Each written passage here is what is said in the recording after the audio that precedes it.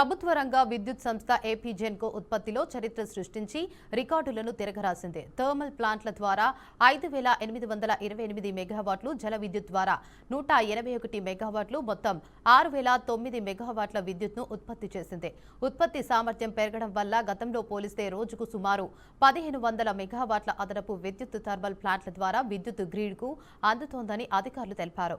నాణ్యమైన బొగ్గు వినియోగమే ఈ ఫలితాలకు కారణమని అధికారులు చెప్పారు. ఏపీ జెన్కో ఏపీ విద్యుత్ అభివృద్ధి సంస్థ లిమిటెడ్కు విజయవాడ, కడప, నెల్లూరు జిల్లాలో మొత్తం 6,610 మెగావాట్ల స్థాపిత సామర్థ్యం కలిగిన థర్మల్ యూనిట్లు ఉన్నాయి.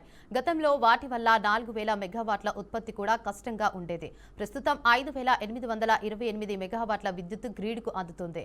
ప్లాంట్ల స్థాపిత సామర్థ్యంతో సగటున 88.79% ఉత్పత్తి నమోదవుతుంది. ప్రస్తుతం ప్రాజెక్టులో నీటి లభ్యత తక్కువగా ఉండటంతో జల విద్యుత్ ఉత్పత్తికి అవకాశాలు పరిమితంగా ఉన్నాయి. అయినప్పటికీ మాచ్కండ్ జల విద్యుత్ ప్రాజెక్టు నుంచి 120 మెగావాట్ల, నాగార్జున సాగర్ కూడి కాలువ పంప్ హౌస్ నుంచి 40 మెగావాట్లు, హంపి పవర్ హౌస్ నుంచి 14 మెగావాట్లు విద్యుత్ను గ్రిడ్కు సరఫరా చేసినట్లు అధికారులు స్పష్టం చేశారు.